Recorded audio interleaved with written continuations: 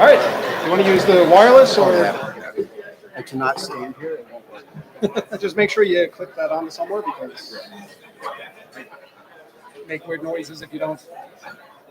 No, the other way. Oh, sorry.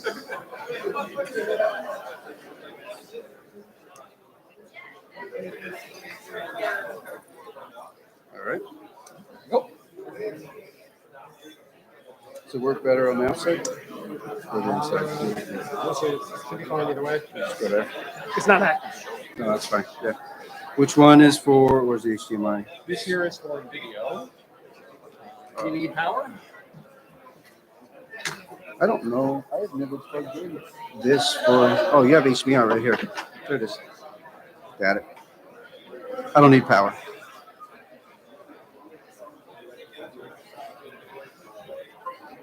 There it is. Let me make sure this is working. Yeah. Perfect. All right, so welcome back, everyone. For our first talk after lunch, we have Jerry Chapman with Jerry Chapman with Optiv with Zero Trust.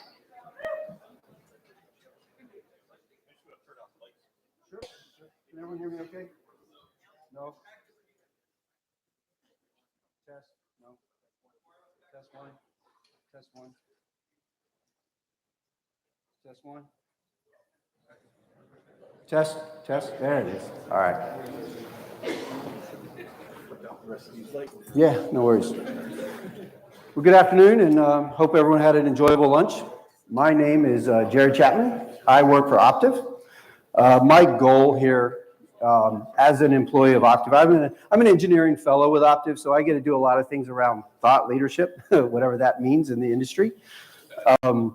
I am well, let me just go further a little bit. I am a co-author of a book called Zero Trust Security, an enterprise guide. So I've been doing this for a little bit of time. The goal today really is to give you an agnostic understanding of zero trust, to hopefully, as practitioners, walk away from this and have a clear, very precise understanding. Because I'll just say this, when I wrote my book, we wrote a paragraph and a half to describe zero trust, right? And it's why? Because we had to fill pages, right? You have to fill pages when you're writing a book. So we write a paragraph and a half just to define zero trust. Well, I'm going to tell you what zero trust is in 3 words. Just be very clear. I'm going to talk about that. I'm going to talk about a journey. I'm going to talk about what it looks like and how to do zero trust. And hopefully give you some strategies to walk away with. And then more importantly, what I find when I have this conversation is if you take away the notion that I have very specific solutions, you being the practitioners, very specific solutions in my environment that can lead down the path of zero trust, and you hear that and you're like, yeah, I get that. Then you're like, yeah, the vendor conversations, those are great. Vendors talk about zero trust. They talk about it from their product, which is fantastic. They do that. They do it very well. But if you look at it from what do I have? Where do I go? And how do I move forward? And then most importantly, because I'm about to say, I'm an identity guy. I've been an identity guy for well over 20 years. I talk about identity all the time. We're going to lead security with identity. That's what I talk about. How do we lead security with identity, right? So let's kind of get into this a little bit. So if I start to talk about zero trust, first off, I use my own USB device because I don't trust devices. Let's be very clear. The first thing I talk about is security. So if you're talking about context-based security, that's a bunch of marketing terms. First off, understand that zero trust is more than marketure. I call it marketure, but it is more than marketure. And then you see something like identity-based security, or context-based security. You're like, well, that's just more marketing terms, Jerry. You're absolutely right. Let me add to what that actually means. You take identity, you take security controls, and then you take risk. You bring those 3 things together, you've got a context-based security model. And I don't mean the identity providers that tell you, well, we do geolocation services for step-up authentication and those types of things. Yeah, they do. They've been doing that for 5 years. That's not what I'm talking about. I'm talking about bringing in external telemetry to drive risk-based decisions. That's how you get the identity, security, and risk model to drive context-based security. The second thing, you've heard this, trust nothing, right? That's what everyone tells you what zero trust is. That's absolutely right. But if you don't want to impact the users, and a lot of conversations in security is what is the user experience? And there's this weight and measure between user experience and security, right? What I tell you and what I can show you and prove to you, and we're going to talk a little bit about this, is how do I make the user experience better? And how do I ultimately increase my security and security controls to support a zero trust framework?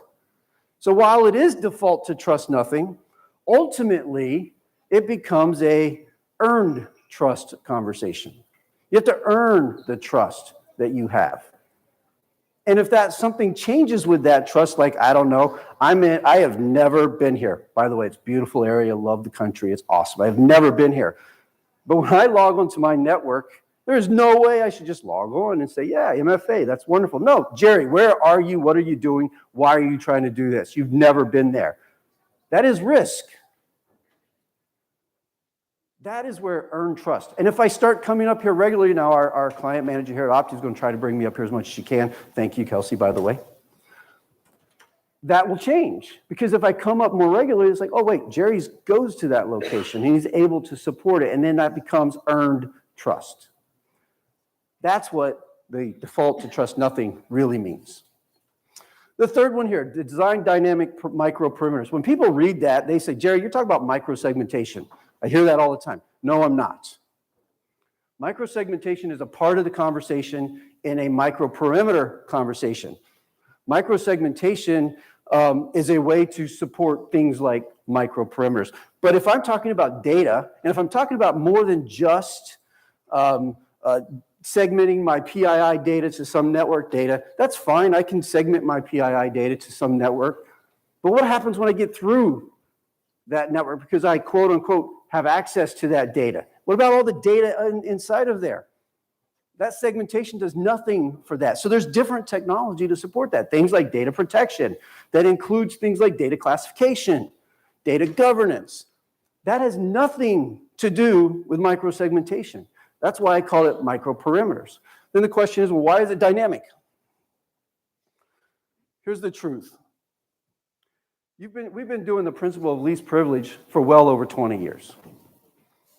The military has been coined the phrase defense in depth about 20 years ago. They've been doing it for 20 plus years. In the IT industry, we've been doing it well over 20 years. So what's different about zero trust? Because we're talking about defense in depth, we're talking about a principle of least privilege. Jerry, everyone has said it before. What am I saying that's different in zero trust? What I'm saying is now we can do things like just-in-time access.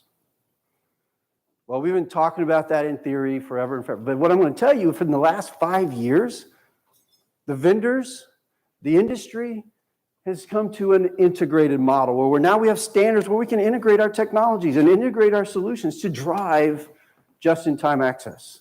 And I'm going to show you an example of that here in my presentation in a few minutes, because I think it's important for you to understand what do I mean by just-in-time access. Okay. Simple definition, right? I spent 10 minutes on a slide. You're like, yeah, that's simple, Jerry. I get it. Identity, security, and risk. That's the 3 words you need to remember for zero trust.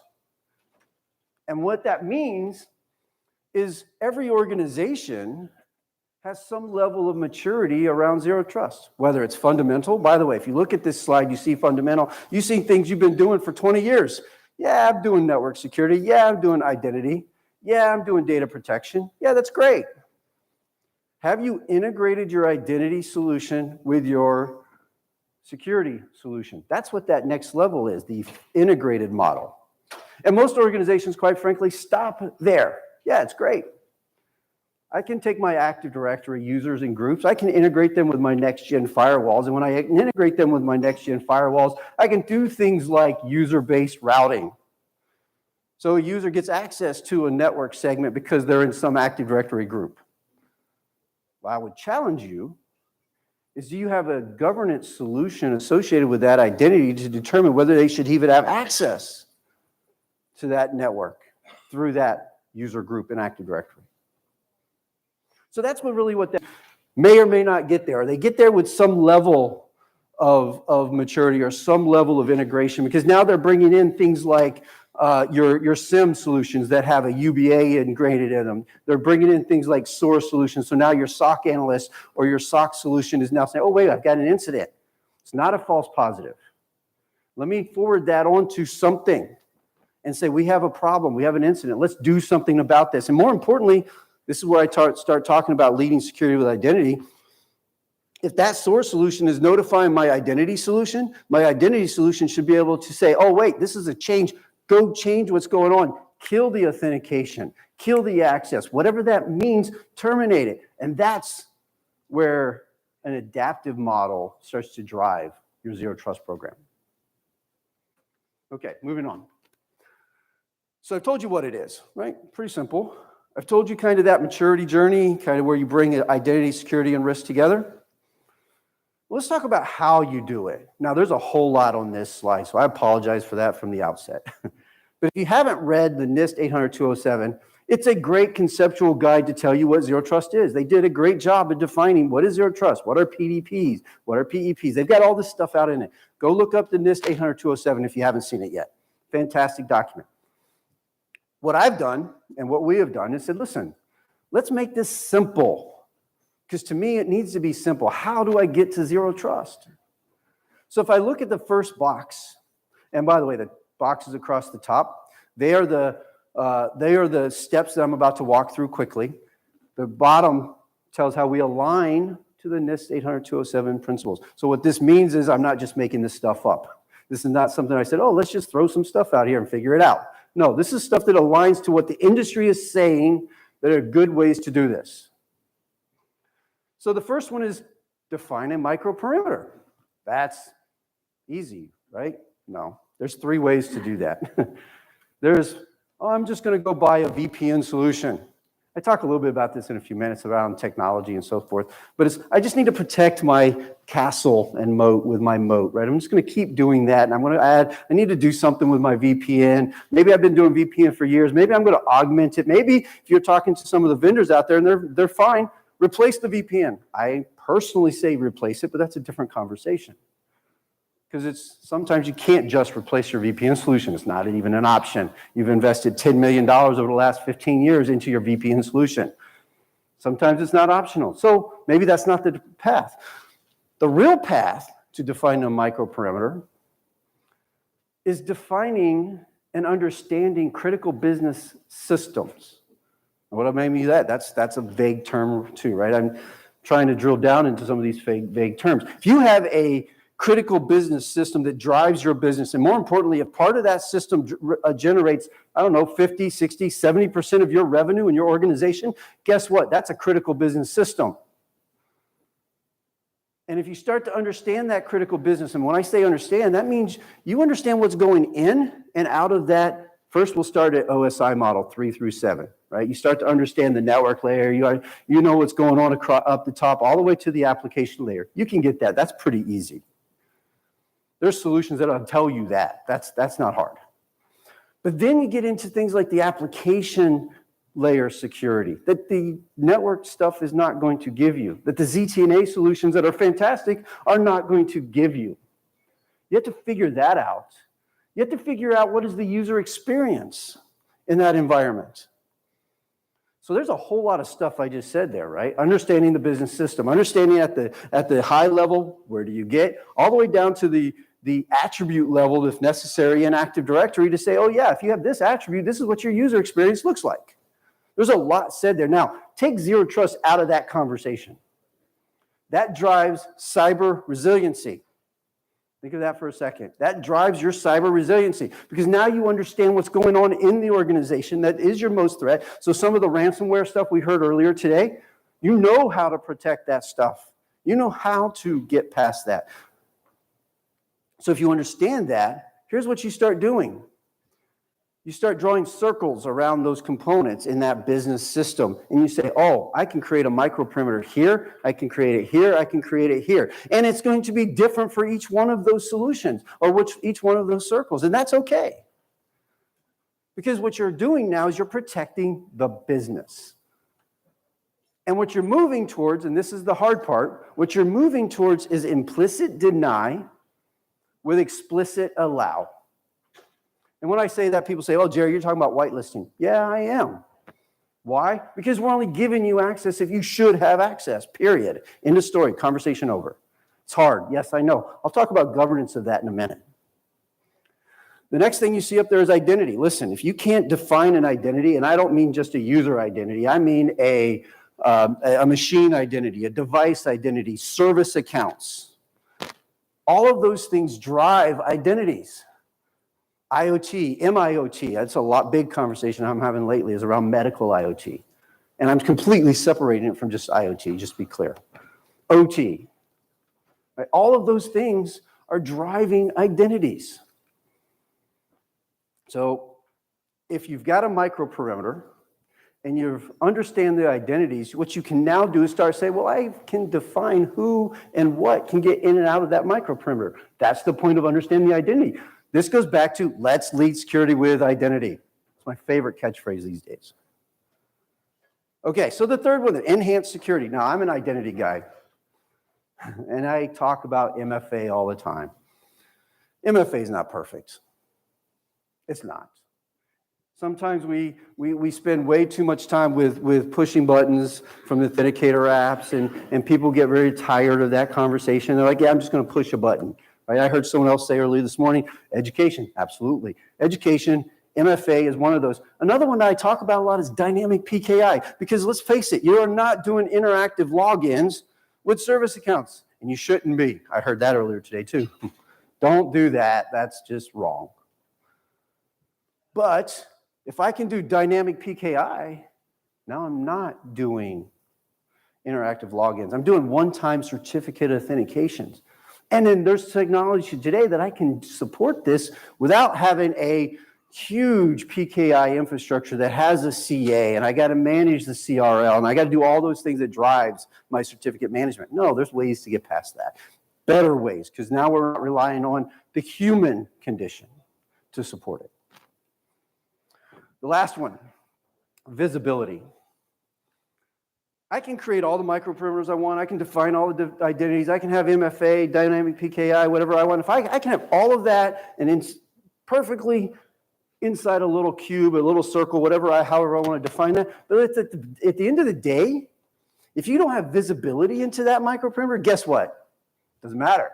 Because when that ransomware gets in there, if you can't maintain what you have, if you can't monitor the environment, and then most importantly, if you can't respond, what's the point? You've done nothing. You've changed nothing. So visibility. Sorry, I get very passionate about this subject, if you can't tell. It's a lot of fun for me. So keep those 4 things in mind when you start thinking about zero trust. How do I create a microperimeter? How do I bring identity into the conversation? What does enhanced security look like? And quite frankly, how do I have visibility into the environment? Those are important. That's how you do it. Oops, sorry. I'm excited. All right, moving on. So let's talk about strategies. By the way, I usually can talk about these things for hours, so sometimes I just have to check myself. So let's talk about different strategies. The NIST 800-207 has some great strategies. They talk about using enhanced identity governance. Now, they talk about using enhanced identity governance, but the CISA within the NIST environment, they tried this.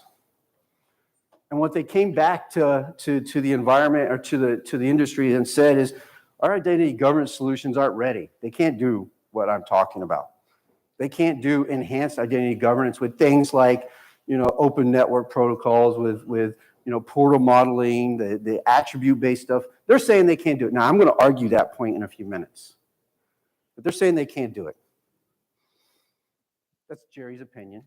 It's what it is, but that's okay. We'll talk about that in a second. I'll give you my support for that in a second. They're also talking about micro-segmentation. Listen, we're doing this forever. Micro-segments, next-gen firewalls, all the stuff that I've already talked about. They're talking about, what's the other one? SDP. SDP is my favorite topic when you start talking about software-defined perimeter, or when you start talking about ZTNA, because quite frankly, SDP is based on the simple fact that you have to have an authentication header before you do anything. If you don't have an authentication header, the packet gets dropped, conversation over, and you don't even get a response. So you just get the response timed out message if you try to attack an environment or talk to an environment. It drops. So SDP is a great technology. I encourage you to look into it. If you haven't, I encourage you to see what it looks like in your environment, potentially, because it's all about that authentication header. All right, so if that's NIST, then Jerry obviously has something to say about it. I have a lot to say about a lot of things, but we'll keep it here for now. First thing is, there are two ways in my mind to drive a zero trust approach, or to encompass a strategy. First is technology driven. I'm going, what's that, left to right from your perspective? Right to left? Technology driven. VPN replacement. Easy conversation. All your ZTNA vendors are talking about it. Yes, you should do it. VPN is the #1 attack vector, period. Everyone knows about it. It's not hard. That's an easy conversation. The second thing here is data governance. Data governance is an easy conversation too. If you really start thinking about it, you should understand your data. You should know who has access to your data. You should be able to classify that data. You can get a solution in here to drive it. Good way to drive zero trust. The third one up here, again, I'm an identity guy. SSO and MFA, absolutely. If you're not doing SSO and multi-factor authentication as a means to get to zero trust, A, you're not enhancing the user experience, and B, you're not even going to touch zero trust. Because if zero trust is about authentication and authorization and getting access to something, if you don't have a mechanism to automate that process, forget it. Conversation over. Move towards SSO and MFA. And quite frankly, you can't do the next step beyond SSO and MFA. And this is my favorite topic, one of my favorite topics. Passwordless. Why should you do passwordless? Because if I am doing passwordless, my user experience has just increased. I'm not changing my password every 90 days, 180 days, whatever it is. Microsoft says you should do it every year. Now, I can explain why they say that. That's the Windows Hello environment. The NIST framework says never change the password. Just create a very long password, never change it.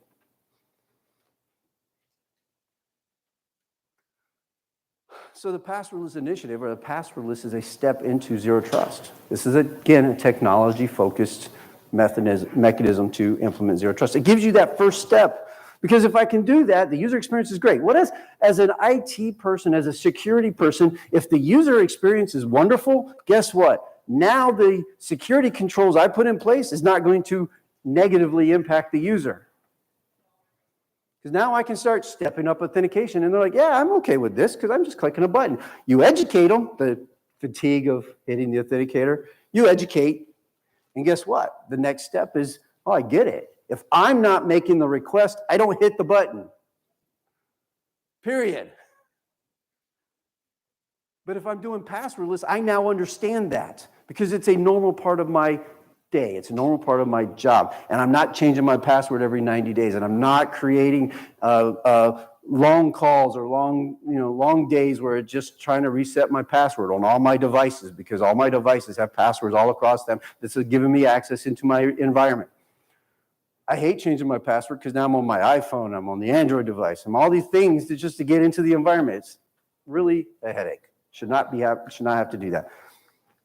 And it just affects my experience, which means I don't want my CISO implementing anything that's going to change what I do, because it's a pain.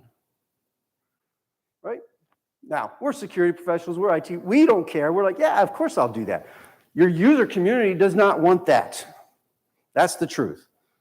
So that's where I talk about the technology driven. The second thing I talk about is a policy or outcome based. Now I list 3 here, but I want to talk about just one of them because I typically go way over if I talk about all 3. But I want to talk about network access control. What does that mean? Policy-based control, about policy or outcome-based in a network access control environment. Well, first that means I got to have a policy. Well, Jerry, what is that? You're very general. Now, I know this is very general, and I appreciate that because it's going to be different for a lot of people. But a policy starts with a subject. Sorry. What's a subject? An identity. Whether it's a user, whether it's a machine, whether it's IoT, OT, MIOT, a service account, it's an identity. It is a subject. And then what are they going to do? What should that subject do? Whatever that is. Keep in mind, I'm going from implicit deny and explicit allow. So implicit deny with explicit allow. We've always been implicit allow with explicit deny. Unfortunately, that's a reality because it's easier. I'm flipping that on its head. Okay, so I have an action. I also have to have a target. Well, what am I doing this to? And then ultimately, what's the condition? That's the risk stuff. So let me just give you a sample policy. Sysadmin. Well, probably a few sysadmins in here, probably a few domain admins, whatever that looks like. Generically, let's go with sysadmin. Need access to a production environment through very specific protocols so they can do their job. And I just name a production environment, whatever that looks like for you, right? You have that. That's not hard. That's the easy stuff. Here's the interesting thing, the condition. Quite frankly, you're not getting to that system unless there's a ticket open in my ITSM system, period. I heard earlier, and he's not wrong, have MFA if you're an Exchange admin or whatever that looks like. You should have MFA to get into that system if it's 3 o'clock in the morning. I argue, they said, no, you should not get into that system at 3 o'clock in the morning on a weekend unless there's a ticket open. You should not have unfettered access into that environment unless there's a reason to be in that environment. And then let's give you that reason. Go do what you have to do. And as soon as that ticket is closed, I think I have a diagram here. I'll just build it out because I'm not going to walk through it. Unless that ticket is open and then ultimately closed, and there's multiple ways to close it, you don't have access. When it's open, you get in. When it's closed, access is removed. By the way, it's not on the slide. I apologize. I know this every time I show the slide. I just haven't updated it. Remove that access. Now, here's what I want you to take out of this conversation right here. This is one of my favorite slides and one of my favorite things to talk about. Here's why. Every organization, every person in this room, sitting in this room, more than likely has Active Directory. Sorry, Microsoft gave us the drugs in the 2000s, and we said, yeah, we're going to do it. Yay. Right? Yeah, Active Directory. And now here we are 22 years later. I blame Bill Gates. Bill Gates in 2004 said at the RSA conference in 2004, we need to go passwordless. I'm like, really, Bill? You've got Active Directory and everyone's using it, and you won't let me turn it off until 2008. Then he said smart cards and blah, blah. I can have that conversation. But everyone has Active Directory more than likely. High probability. I'd bet on that. I'd bet those odds. Let's just say that. You probably have some sort of firewall system. And I would guess you have some sort of next-gen firewalls because you're protecting your environments. So you're probably running the next-gen firewalls, whether they're Cisco's or Palos or Fortinets or whatever they happen to be. You're probably doing that, which is fantastic. They will support user-based routing. Integrate those firewalls with your Active Directory environment. If you haven't done that yet, and you'll be surprised at how many people haven't, do it. That's the first step. To user-based routing is the first step to this. And then we can go to PAM solutions because I'm an identity guy. I can talk about privileged access management, putting jump boxes into place, using privileged session management, all kinds of things I can talk about. But more importantly, I want to integrate those things with my ticketing system. And most importantly, I want to integrate them with my identity governance solution that does lifecycle management, that drives whether I should have access. Not just, oh, it's 3 in the morning and I should do MFA. It's great. You shouldn't be able to do it unless you have this access. And the solutions you have today, I guarantee you will integrate and you can do it. That's what makes me most excited because my good job is to help you understand what you have, how to bring it together to do this, to drive zero trust principles. Okay, you see where I am. All right, still good. So I've been talking a lot about this, and this is a passion, right? And I talk about let's lead security with identity, and I talk about, well, identity and zero trust. This is a huge part of the conversation, right? How do I do identity in zero trust? And before I build this out, because I want to build this out a little slower, because I think there's impact for what I'm about to show you. Think about what I said, what the NIST or the CISA said within NIST, that there is no identity governance engine that can do the things that I'm talking about. I argue that point and say, yes, you can. I can do it with the current technologies that exist today. What it takes is a mindset change or a shift, a paradigm shift, a mindset, whatever you want to call it. It's a shift in thinking in how we use identity governance engines. An identity governance engine today, and listen, I'm to blame. I'll take the blame. I'm an identity guy. I've been preaching RBAC and role-based access control and application security for 20 years. I've been doing that. About 5 years ago, 7 years ago, I said, wait a minute. This is not the answer. Because that is not the answer. If you properly deploy an identity governance engine into your environment, that engine should have its tentacles, and I am being very specific with that word, tentacles, because it should reach into everything in your infrastructure. And if it's not, you need to go back and think about what you're doing. It should be helping set policy in your firewalls. It should be helping set policy in your data protection solution and your data governance solution. It should be setting policy across in your applications. One of my favorite questions is, what about applications or legacy applications? Listen, I know it's hard. You can externalize access control in applications if you really want to. And there's solutions today that will make it easy for you.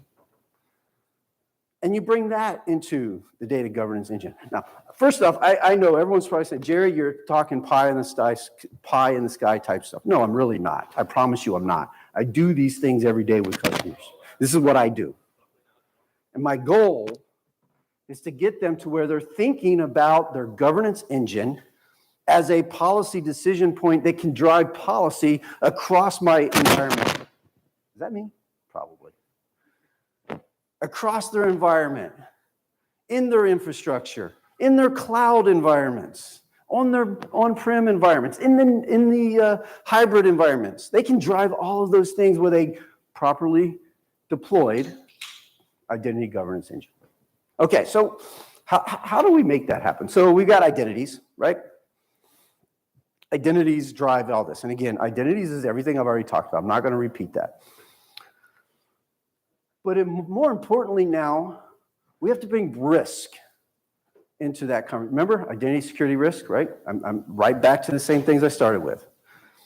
How do I bring risk? Well, listen, these identity governance engines, a lot of your risk engines, your SIEMs, your SOARs, your data protection solutions, UBAs, CASBs, all of these things have analytics as part of the conversation. And there's no reason you can't bring that analytics into your environment. That's risk. You want to bring them in. And then you can start initiating workflow. Also intelligence. I forgot the intelligence, sorry. That's threat intelligence, right? What are the vulnerabilities? What are the things we need to know about? Because that impacts my policy. And what I need to change potentially.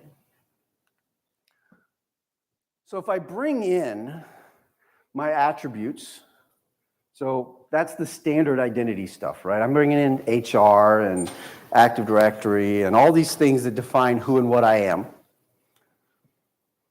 And I bring in risk information, telemetry data, things like, and I hate talking about vendors, but I just have to say this. Microsoft is probably the biggest or the largest attacked organization in the world. They're everywhere. Everyone wants to attack Microsoft. And because why? The attackers know that you have your email system, most of you. 90% of the world is on Active Directory, and if they're on Active Directory, which means they were probably on Exchange, which means they probably migrated into the cloud. Now, I'm playing percentages. Again, these are percentages. I'm not a gambling man, but I would bet on these percentages. The telemetry data that Microsoft has, you can bring into your environment. They call it identity protection. If you don't like Microsoft, I get it. You don't have to like Microsoft. There are other partners out there that do things like compromise credentials.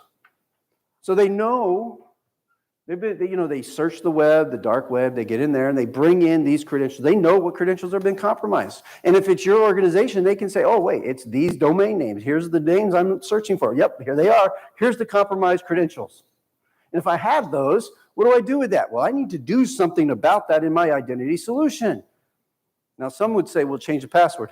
You shouldn't have to change the password. You shouldn't even be on a password, number one. What does that mean? Well, that means the credentials are no longer valid, right? I put those dots together. Okay. And then finally, if I'm bringing in any kind of the threat intelligence, and I'm bringing them into the entity that I'm managing, and in my policy, I called it a subject. I'm bringing it into the subject and all of the environments and all of the conditions that drive how I gain access. And if I do that, what that's going to do is it's going to go across my infrastructure. It's going to apply policy across my infrastructure. It's going to apply policy against my data. It's going to apply a policy against applications. Layer 3 to 7 and up. I usually do 8, 9, and 10, and I make that up all the time. But if you do that and you bring your engine to support that, that's where you start to get that policy decision point that the NIST 800-207 talks about, that the NIST CISA group says you can't do. Yeah, I think you can. And I do this. I talk to customers about this all the time. This is not Jerry making stuff up. This is stuff I work actively with customers to do. And I think it's important that if you go back to your organization, you talk to your CISOs or you talk to your directors or whomever, and you start thinking about, we have an identity governance engine. Where's it deployed? And I think you start looking at it, here's what you're going to see. You're going to say, oh, we're protecting applications. We're doing role-based access control. That's what you're doing. Again, that's my fault. I'll own that. But I'm telling you, you need to change it. Here's the other thing you need to change. Birthright privileges. Ooh. I'm an identity guy, and I'm saying change birthright privileges, right? That's my fault, too. I'll own that.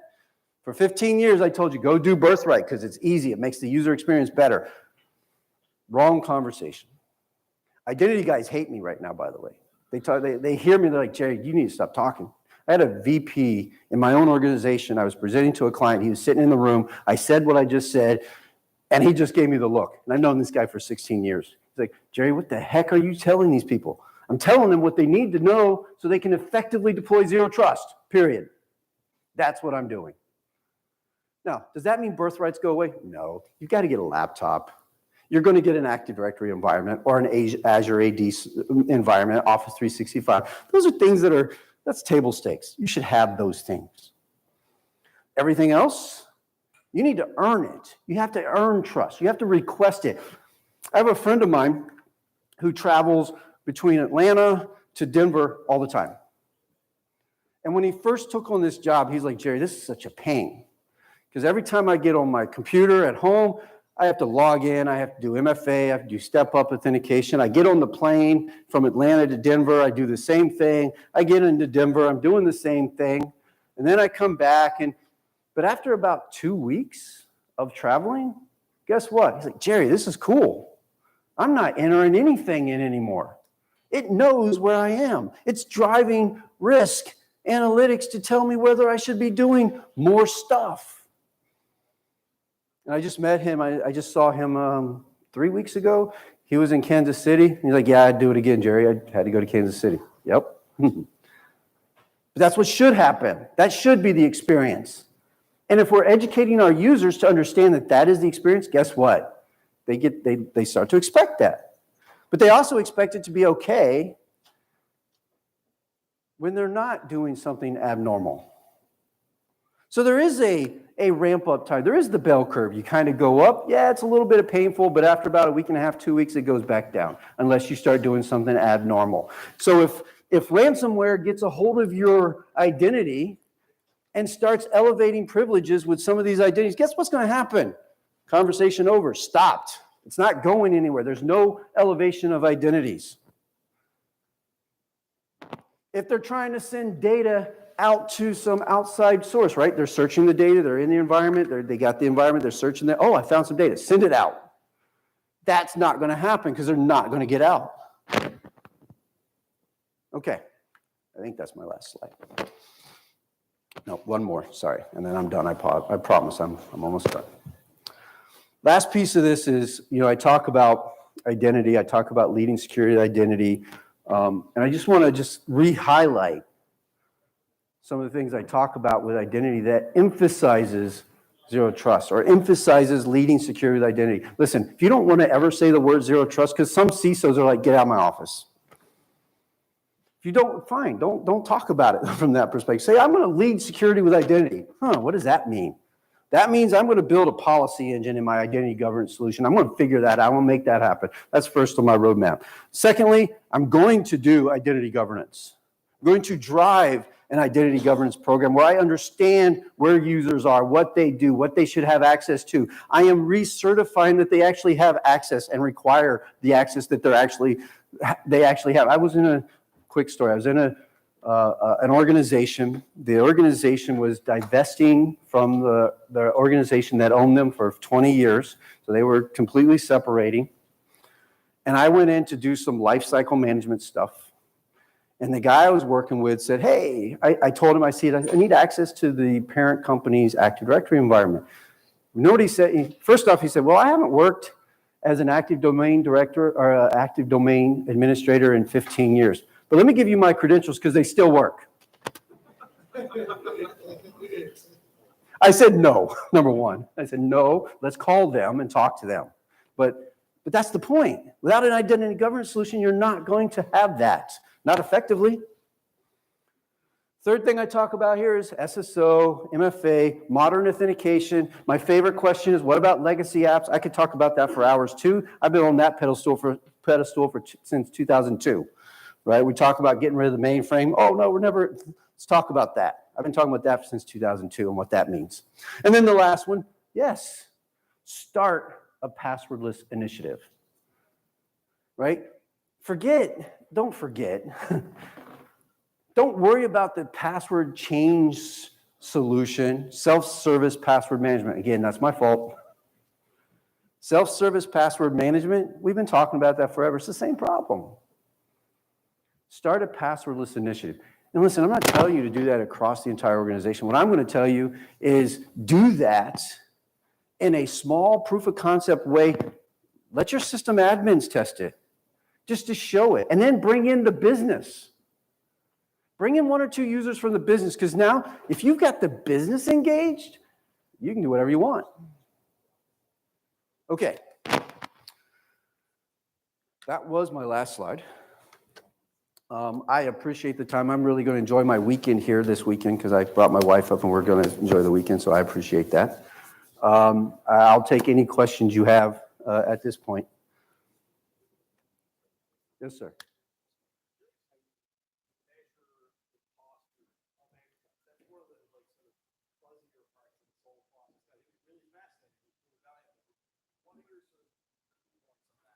So the question is, what are my key points on measuring endpoint posture?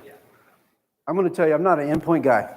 I don't have agents. I don't work with agents. I have a team around me.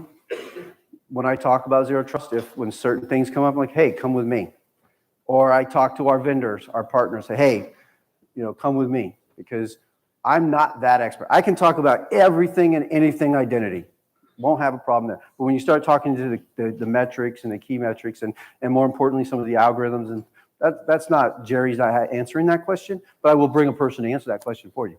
So I don't have I wish I had a better way to answer that. Well, I guess the answer is there are solutions out there. There are. Yes.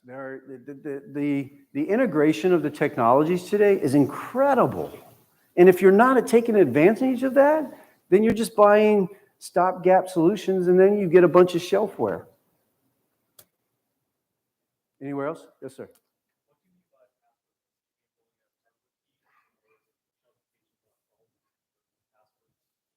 So what do I mean by passwordless is the question, right? So first, let's just be very clear. When I say passwordless, what I mean is you are removing the password from the attack surface, period. That's the end of the conversation. So depending on your identity provider, let's use Active Directory because everyone loves Active Directory, right? In Active Directory, the only way to remove the password from the attack surface is to check the box that says smart card. Microsoft did it in 2008. I used to go around to Microsoft sites all the time in 2008. Everyone was on a smart card. Everyone had a smart card, a little smart card with the certificates and everything they needed. Back then, it was a little harder to manage. But today, there are solutions that will do that for you and make your device a private certificate authority. So now the certificate is your authentication mechanism. That's number one. Now, if I add to that, you get things like FIDO2 and WebAuthn and all the things that FIDO2 is driven to say this is what password looks like, passwordless looks like. Sometimes that removes the password from the authentication process. Sometimes it doesn't. It really is going to depend on the identity provider you're using to drive how they do authentication. Does that help? Excellent. Yes, sir. A lot of the passwordless implementations I've seen say they're still sending a text message or an email or something like that. Magic link? Yeah. Yeah. Which, by removing the password, I mean, if you already have MFA as one of those things, you're removing one of the elements. So, I guess, do you have to be careful when you're talking about passwordless to make sure that it's, as you described, some sort of hardware thing as opposed? Yeah, so you bring up a good point. And the question is, do you have to be careful around passwordless and what does it really mean and what is the impact and what is the administration and the registration and all those things, all those use cases? The answer is yes, to give you the short answer. The answer is yes. You have to be careful of that. But let me give you the little bit longer answer.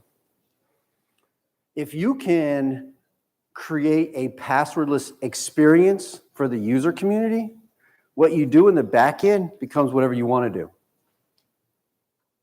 right? Because if you fix the user experience, so now whether they are actually using a password or think they're using a password, who cares? Because if you change the experience so that they are now passwordless and they're not entering a password, they're doing MFA, step-up authentication, whatever it is, then on the back end, you can do whatever you have to do. And that could be moving towards a truly passwordless experience and migrating and navigating those waters. I think I'm a little over. Am I? Am I a little over? All right. Any other questions before I call it a day? I appreciate your time. Thank you for having me.